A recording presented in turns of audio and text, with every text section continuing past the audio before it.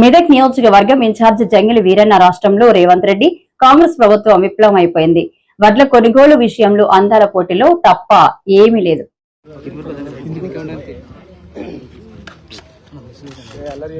రాష్ట్రంలో కాంగ్రెస్ ప్రభుత్వం వడ్ల కొనుగోలు విషయంలో పూర్తిగా విఫలమైపోయింది. రేవంత్ రెడ్డి మాటలు కోటలు దాటుతున్నాయి కానీ చేతలు గడప దాటిన పరిస్థితి. హైదరాబాద్ లో కూర్చొని అందాల పోటీల మీద రోజు రివ్యూ చేస్తా ఉన్నాడు రేవంత్ రెడ్డి. కానీ అకాల వర్షాల వల్ల కల్లాల్లో వడ్లు మొలకలెత్తుతా ఉన్నాయి. కొనే దిక్కు లేదు. అధికారులు ఎవరు కూడా కల్లాలకు తిరగడం లేదు. రైతులు బోరున విలపిస్తా ఉన్నారు. మూలిగే నక్క మీద తాటిపండు పడ్డట్టు అయిపోయింది రైతుల పరిస్థితి. నీ పుణ్యమాని రుణమాఫీ కాకపాయే, రైతు బంధు వడకపాయే, ఏదో కష్టపడి ఆరుగాలం కష్టం చేసి అప్పులు తెచ్చి పంట పండిస్తే ఈ వడగళ్ల వానతో అకాల వర్షాలతో పండిన పంట కొనే దిక్కులేక ఇలా రైతులు తీవ్రమైనటువంటి ఆవేదనలో ఉన్నారు. రేవంత్ రెడ్డి కొంచెం రైతుల గురించి పట్టించుకో. చిల్లర మాటలు మాట్లాడు కాదు. రాష్ట్ర ఆదాయం పెంచడం చేత కాదంటావు, అప్పులు ఉడతలేవని మాట్లాడుతావు. అసలు నువ్వు ఒక ముఖ్యమంత్రిగా నువ్వు పూర్తిగా ఫెయిల్ అయిపోయినావు. ఇప్పుడు ఈ కొత్త ముచ్చట్న కేసీఆర్ ఉండగా 11 విడతల్లో కరోనా వచ్చినా, పెద్ద నోట్ల రద్దయినా, ఆర్థిక మాంద్యం ఉన్నా ఎన్నడూ రైతు బంధు రూపాయి ఆగలే. కేసీఆర్ గారు ఉన్నప్పుడు ఏ రోజు వడ్ల కొనుగోలు విషయంలో గింత తిప్పలు కాలే. నువ్వు వచ్చినాకనే అయితే కాంటాలు పెడతలేరు, లారీలు వస్తలేవు, సంచులు పంపినరు. 100 సంచులు ఇస్తే 40 సంచులు పొక్కలు పడే ఉన్నాయి. ఆ సంచులన్నా చక్కగా ఇచ్చే పరిస్థితి లేదు. అసలు నువ్వు గన్ని బ్యాగులు కూడా కొత్తవి కొని రైతులకు ఇచ్చే తెలివితేటలు కూడా మీకు లేవా అని నేను అడుగుతా ఉన్నా. ఇక సంచులు కూడా సప్లై చేసే శాతం అయితే లేదా మీ గవర్నమెంట్?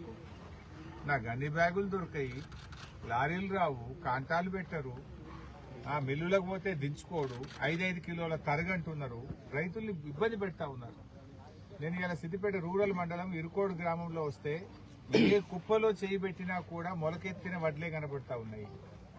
హైదరాబాద్ లో కూర్చొని ఉత్తమ్ కుమార్ రెడ్డి ఏమో మేము కొంటున్నాం అంటే ఏడగొంటున్నాం. మరి మొలకలెత్తి ఈ రోజు వడ్లు నల్లబడిపోతున్నాయి. ఇప్పుడు వర్షం పడంగానే వెంటనే ఎత్తి రైస్ మిల్లులకు అలాట్మెంట్ ఇచ్చి బాయిల్డ్ రైస్ చేసుకోవచ్చు కదా. రెవెన్యూ వ్యవస్థ ఏం చేస్తున్నారు? కలెక్టర్లు, ఆర్డీఓలు, ఎంఆర్ఓలు, DM civil supplies, agriculture department ఏం చేస్తుంది అని నేను అడుగుతా ఉన్నా. ఆ రోజు కేసీఆర్ గారి ప్రభుత్వం ఉన్నప్పుడు ఆయన వాన పడితే ఎంఆర్ఓలు పోయి సెంటర్లలో కూర్చొని ఆర్ఐఓ కాడ, డిటిఓ కాడ, ఎంఆర్ఓ కాడ కూర్చొని ఆర్డీఓలు తిరుక్కుంటా మిల్లులకు వెంటనే దించిపిచ్చి రైతుల్ని కాపాడుకునే ప్రయత్నం చేసినాం. నువ్వు రైతు బంధు చేయపోతివి, రుణమాఫీ చేయపోతివి, కనీసం పండిన వడ్లు కూడా కొనే తెలియలేదా నీ ప్రభుత్వానికి అని అడుగుతా ఉన్నా. చేత కాకపోతే డీపో. ఎందుకంటే నువ్వు అప్పు ఉంటదంటావు, పైసా పెంచనంటావు, వడ్లు కొననంటావు, రైతు బంధు వేయనంటావు, రుణమాఫీ చేయనంటావు. మరి నువ్వు ఎందుకున్నావు? ఆనాడేమో మస్తు మాట్లాడినావు కదా. ఈ ప్రభుత్వం పూర్తిగా రైతుల ఉసురు పోసుకుంటా ఉంది, రైతుల్ని గోసపెడతా ఉంది ఈ ప్రభుత్వం. ఇలా ఏ ఊర్లో పోయినా కూడా ఇదే బాధ కనబడతా ఉంది. ఏ సెంటర్లో చూసినా కూడా వడ్లు కొనే పరిస్థితి లేదు. మార్కెట్ ఏమో బయట పోనటువంటి పరిస్థితి ఉన్నది. మిల్లర్లు కూడా ప్రైవేట్ లో కొనే పరిస్థితి లేదు. ప్రభుత్వం తీసుకపోక ఎండకు పడిగాపులు కాస్తా ఉన్నారు. వానకు దడుస్తున్నారు, ఎండకు పొద్దున్న దాకా ఎండుతున్నారు, సాయంత్రం కాగానే వాన పడుతుంది. ఈ వడగళ్ల వాన పడ్డ రైతులకు కూడా మొత్తం మామిడి తోటలు, పండ్ల తోటలు పూర్తిగా దెబ్బతిన్నాయి. ఆ రైతుల్ని కూడా తక్షణమే ఆదుకోవాలని చెప్పి కూడా నేను ప్రభుత్వాన్ని డిమాండ్ చేస్తాను. ఈ రేవంత్ రెడ్డి ముచ్చట ఎక్కే విమానం దిగే విమానం ఎక్కువైపోయింది. మళ్ళీ ఇలా ఢిల్లీ పోతుందట.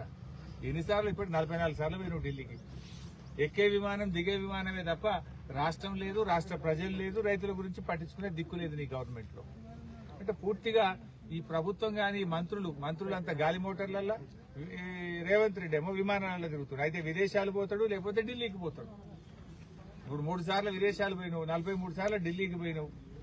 రైతులేమో కల్లాలలో ఉంటున్నారు. ఎండకు వానకు తడిసే పరిస్థితి ఏర్పడ్డది. ఇప్పటికైనా ఒక రివ్యూ పెట్టు, నువ్వు వీడియో కాన్ఫరెన్స్ పెట్టు. మీ చీఫ్ సెక్రటరీ ఏం చేస్తున్నాడు? మీ వ్యవసాయ శాఖ మంత్రి ఏం చేస్తున్నాడు?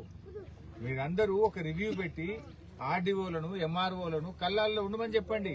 వ్యవస్థను మొత్తం కూడా పంపించి మిల్లుల వాళ్లతో మాట్లాడి వెంటనే తడిసిన ధాన్యాన్ని కొనే ప్రయత్నం చేయాలని నేను ప్రభుత్వాన్ని డిమాండ్ చేస్తున్నాను.